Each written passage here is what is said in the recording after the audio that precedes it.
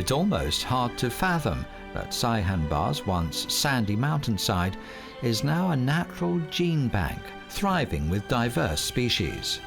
With hundreds of square kilometers of forests and 67 square kilometers of adjoining wetlands not only prevent sandstorms from the north, but also improve the local and surrounding microclimates. In addition, Saihanba conserves 284 million cubic meters of water, absorbs 860,000 tons of carbon dioxide, and emits nearly 600,000 tons of oxygen annually. The Saihanba Forestry Carbon Sink Project has reported 4.7 million tons of carbon dioxide to the National Development and Reform Commission, resulting in economic gains worth billions of yuan.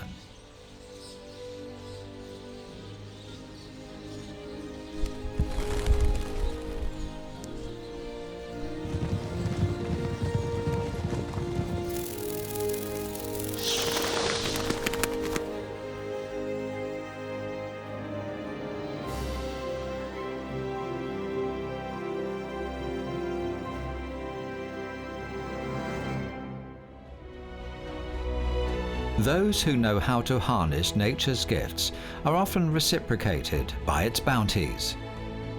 Beginning with the first 369 pioneering foresters, 3 generations of men and women have toiled over 60 years to accomplish an incredible feat: the complete transformation of a vast barren landscape into one of forests, grasslands, and green horizons.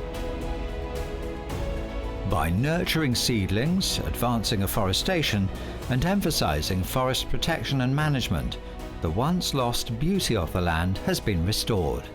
Through resource optimization, enhanced forest quality, and sustainable development, Saihanba has become an invaluable asset to the land and its people, highlighting China's contribution to the world's ecological civilization.